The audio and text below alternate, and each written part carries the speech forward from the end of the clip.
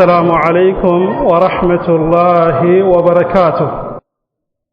الحمد لله العليم بذات الصدور المطلع على السرائر والخفيات لا تخفى عليه خافية في الأرض ولا في السماء.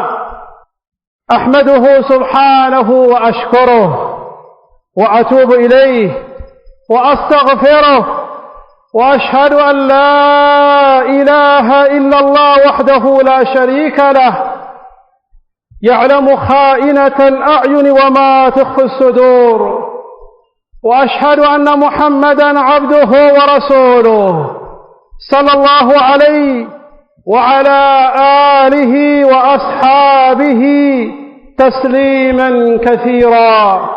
أما بعد فاتقوا الله تعالى عباد الله حق التقوى وراقبوه في السر والنجوى، واعلموا أن أخطر الذنوب ما كان في الخلوات، حيث يظن العبد أن الأعين قد غابت وينسى أن رب الأرض والسماوات لا يغيب عنه شيء.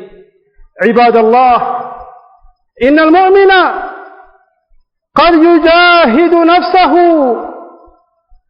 أمام الناس ويتزين بالطاعة بين الخلق، ولكن الامتحان الحقيقي يظهر حين تغلق الأبواب وترخى الستور ويخلو العبد بنفسه، فهناك يظهر صدق المراقبة وهناك تعرف حقيقة الإيمان.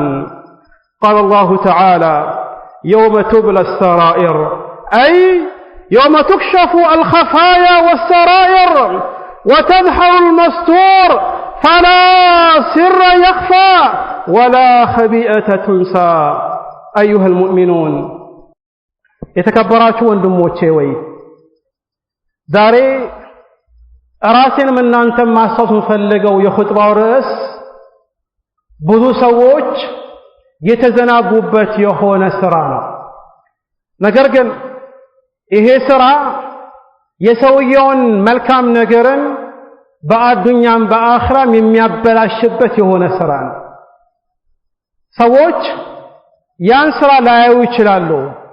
ነገር ግን ሰውየው ስራውን የሚያበላሽበት ነገር ሰርቶ ከአላህ ጋር ሊራራቅ ይችላል። አላህን ሱብሓነሁ ወተዓላ ሁሌ እንፍራ። ብቻችንን ብንሆን ከሰው ጋር ብንሆንም ተደብቀንም ከሰው ጋር ብንሆንም አላህን ሱብሓነሁ ወተዓላ እንፍራ።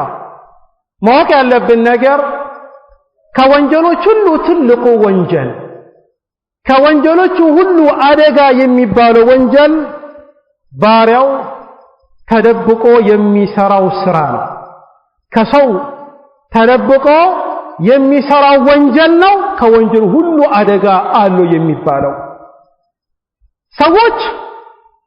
ሰዎች ጋር ሲሆኑ ሰላት እንደሚሰግዱ፣ ቁርአን እንደሚቀሩ፣ ጾም እንደሚጾሙ፣ ሰደቃ እንደሚሰጡ፣ ዛሂራቸው ጺም ያላቸው ልብሳቸው ያጠረ ሊመስል ይችላል አንዳንድ ሰዎች። ይሄ ግን አይበቃም። ትልቁ ፈተና የሚታየው በሮች በሚቆለፉበት ጊዜ፣ ማባብ በሚጠፋበት ጊዜ፣ ብቻውን በሚሆንበት ጊዜ ትልቁ ፈተና ያኛው ሰዓት ነው። ምንም ያደርገው የአላህን ሱብሓነሁ ወተዓላ የከለከለው ነገር ይሰራል ወይስ ይከለከላል? ማወቅ ያለብን ነገር ጌታ አላህ ሱብሓነሁ ወተዓላ ነግሮናል። የውመ ቱብለ ሰራኢር፣ የውመል ቂያማ አንድ ቀን አለ፣ ያኛው የትንሣኤ ቀን። ፊት ለፊታችን አንድ ቀን አለች። ሰውየው ተደብቆ ማንም ሳያየው ማንም ሳያውቀው የሰራው ወንጀል ግልጽ የሚሆንበት ቀን ይመጣል። ግልጽ የሚሆንበት ቀን ይመጣል። ወንድሞቼ ወይ አንድ በጣም የሚያስፈራ ሐዲስ አለ።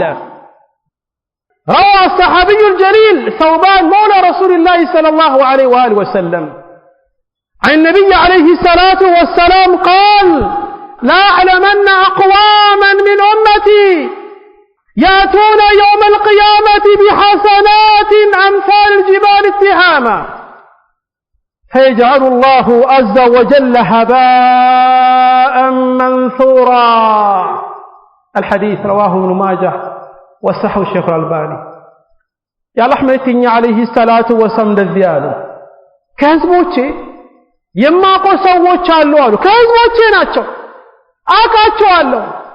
የውመል ቂያማ ይመጣሉ።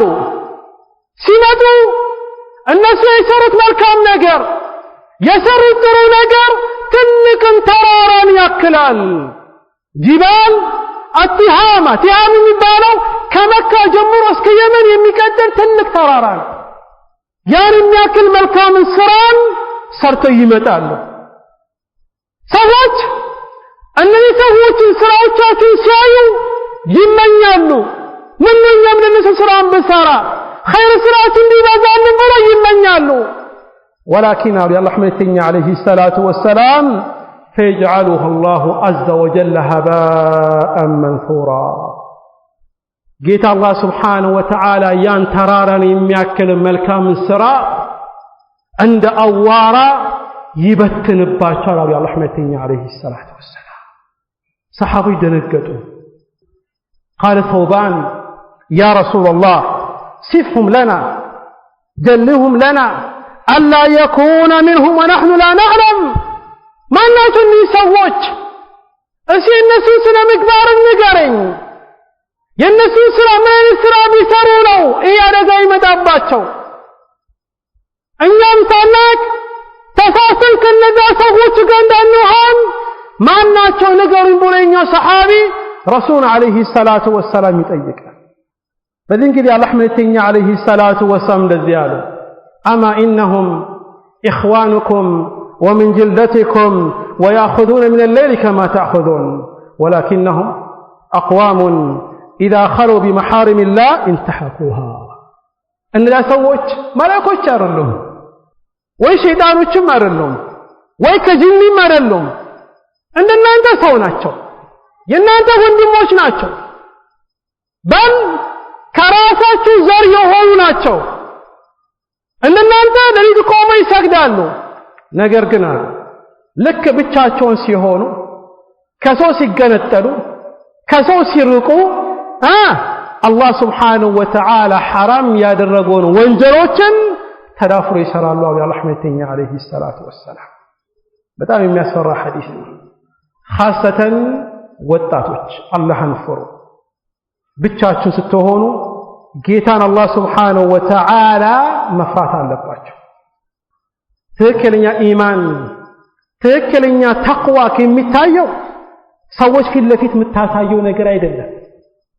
ትክክለኛው ፍራቻ የአላህ ፍራቻ የሚታየው ብቻህን ስትሆን ማንንም በማያይ ጊዜ ማንንም በማይሰማ ጊዜ አላህ ከከለከሉ ነገሮች ጋር ያለክን ሁኔታ ራስህን መጠየቅ አለብህ። وذلك يقول الشاعر رحمه الله إذا خلوت بريبة في ظلمة والنفس داعية إلى الطغيان فاستحي من النذر إله وقل لها إن الذي خلق الظلام يراني.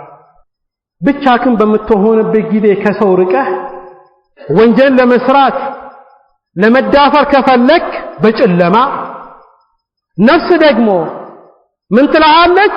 ይህን ወንጀል ተዳፈረው ይህን ወንጀል ስራ ማንም አያየንም ማንም አይሰማንም በሚል ጊዜ ያንተ ነፍስ በልና አላህን ፍራ ከአላህ ማፈር አለብክ ያ ጌታ እኮ ያያሃል በላት ለነፍስ ደግሞ ያን ጨለማን የፈጠረው አምላኬ ያየኛል ብለህ ለነፍስህ ንገረው ይላል።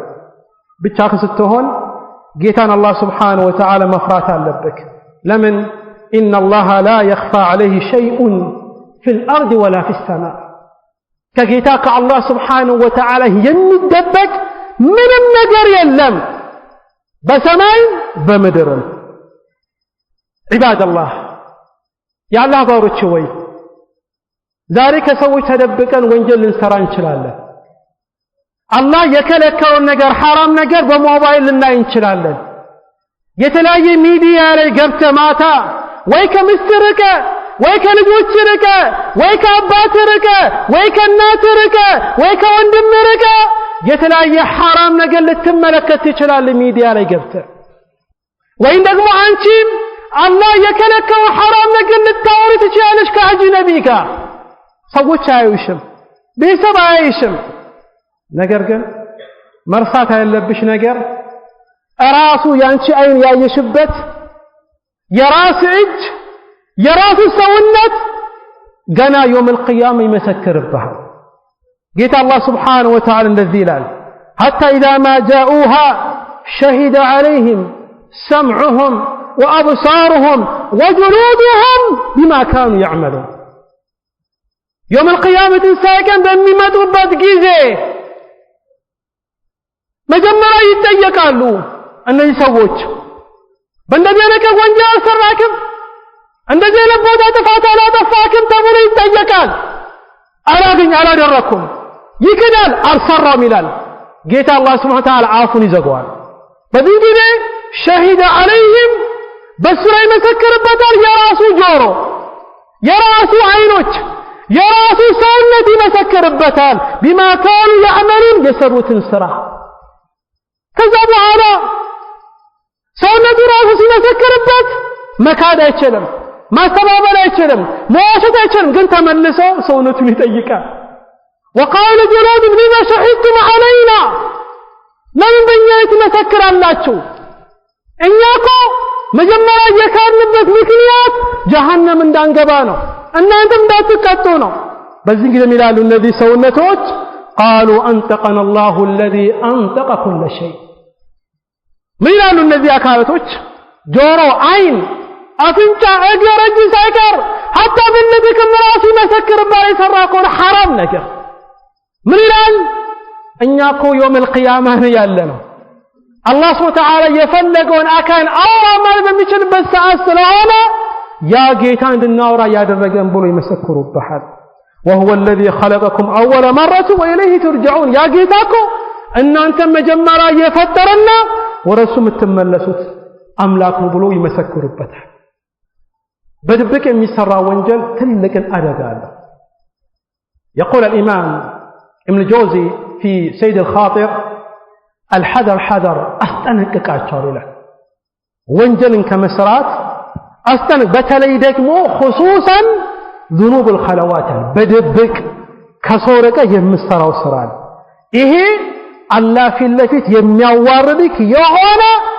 ስራ ነው አለ አንተ ብቻ ስትሆን ባንተና በአላህ መካከል ያለው መልካም ነገር ስራና አስተካከል ጌታ አላህ Subhanahu Wa Ta'ala ውጭክን ያስተካክላል ይላል وكذلك يقول ابن القيم الجوزية رحمه الله تعالى في كتاب الجواب الكافي والمعاصي من الآثار القبيحة المذمومة ወንጀል መስራት ጥፋት ማጥፋት ሰውየው ላይ የሚያመጣ በጣም የሚያስጠላ አደጋ አለው አለ በተለይ ቀልብ ላይ በተለይ ሰውነት ላይ በአዱኛም በአኺራም ከአላህ ጋር ያለውን ግንኙነትን የሚያቆራርጥና የሚያበላሽበት ነገር ነው አለ يقول ابن رجب الحنبلي رحمه الله تعالى في كتابه جامع علوم والحكم فإن خواتم السوء እቺ ነገር አዳምጥ በደንብ ዛሬ ተደበቀ መስራ ወንጀል አላህ ሊደብቅልክ ይችላል በዚህ አዱኛ ላይ ሰው አንተ የሚያውቀው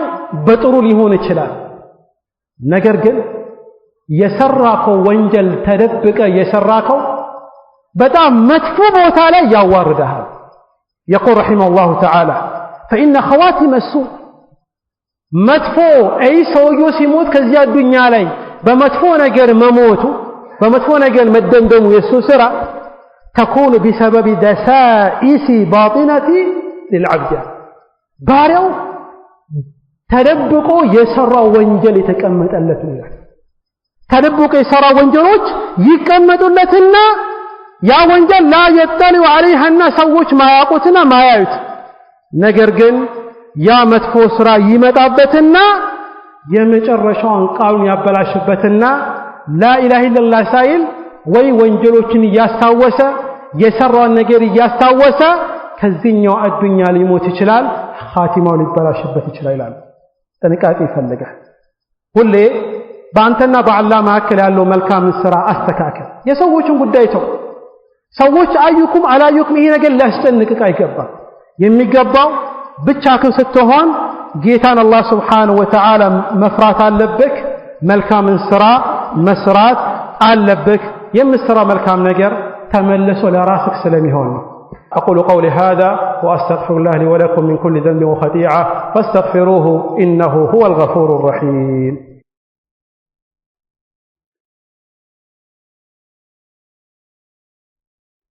الحمد لله وكفى والصلاة والسلام على نبيه المصطفى وعلى آله وصحبه أجمعين أما بعد فاتقوا الله عباد الله حق التقوى. عباد الله ونحن في هذه الأيام هنا لنبت قناتوች 10 የذو الحجة قناتوች ይባላሉ። በተለይ የመጀመሪያዎቹ 10 ተባሉ እንጂ መልካም ስራ መስራት የሚወለድበት የመጀመሪያው 9 ቀናቶች። አማ የሰረኛው ቀን የዒድ ቀን ነው፣ መጾምም አይፈቀድም። እኛ የምናወራው የመጀመሪያዎቹ 9 ቀናቶች ግን በብዛት አግለብያ 10 ተብሎ የሚጠራ። በእነዚህ ቀኖች መልካም ስራ እናብዛ፣ ጾምን እናብዛ፣ ሰደቃን እናብዛ፣ ዚክር እናብዛ፣ ሰዎችን እንርዳ። በተለይ ደግሞ 9ኛውን ቀን እንጾም። 9ኛውን ቀን እንጾም። አላህ ካለ በዚያ 9ኛው ቀን የሚሆነው የፊት ለፊታችን ማክሰኞ ነው። እቺኛው ቀን እንጾም። በሐዲስ እንደመጣው ሐዲስ አቢ ቀታዳ في صحيح مسلم የአላህ መልእክተኛ عليه الصلاة والسلام እንደዚህ ይላሉ صيام يوم عرفة احتسب على الله أن يكفر السنة التي قبله والسنة التي بعده ይላሉ። የዓረፋ ቀን የሐጅ ሰዎች ዓረፋ የሚቆሙበት ቀን ነው 9ኛው ቀን። እኛ ደግሞ የምንጾምበት ቀን ነው። ያን ቀን መጾም አሉ የአላህ መልእክተኛ عليه الصلاة والسلام እኔ ከአላህ አጅሩን አገኛለሁ ብዬ ከጅላለሁ። አንድ ያለፈውን የአንድ ዓመት ወንጀሌና የሚመጣውን የአንድ ዓመት ወንጀሌ አላህ ያራግፍልኛል ይተውልኛል ብዬ ተስፋ አለኝ ብሎ የአላህ መልእክተኛ عليه الصلاة والسلام ይነግሩናል። ሌላኛ ነገር በተለይ ደግሞ በእነዚህ ቀናት በተለይ የዒዱ ቀን በተከታይ 3 ቀን አያም ተሽሪቅ የሚባለው የሚወደድ ትልቅ ስራ አለ ለሚችሉ ሰዎች ወል ኡድሂያ ማረድ፣ በግ፣ ፍየል፣ ግመል፣ በሬ የመሳሰሉ ነገሮችን ሰው ባቅሙ እነዚህ ነገሮችን ማረድ አለበት። የአላህ መልእክተኛ عليه الصلاة والسلام እነዚህ ነገሮችን አርዶ ይህን ስራ ነገርን አሳይቶ ስላለፉ ማለት ነው። إن الله يأمركم أن تصلوا على النبي عليه الصلاة والسلام اللهم صل على محمد وعلى آل محمد كما صليت على إبراهيم وعلى إبراهيم إنك حميد مجيد وبارك على محمد وعلى آل محمد كما باركت على إبراهيم وعلى آل إبراهيم إنك حميد مجيد اللهم أرنا الحق حقا وارزقنا اتباعه وأرنا الباطل باطلا وارزقنا اجتنابه ربنا هب لنا من أزواجنا وذرياتنا قرة أعين واجعلنا للمتقين إماما ربنا آتنا في الدنيا حسنة وفي الآخرة حسنة وقنا عذاب النار اللهم إنا نسألك العفو والعافية في ديننا ودنيانا يا رب العالمين هذا أقم الصلاة.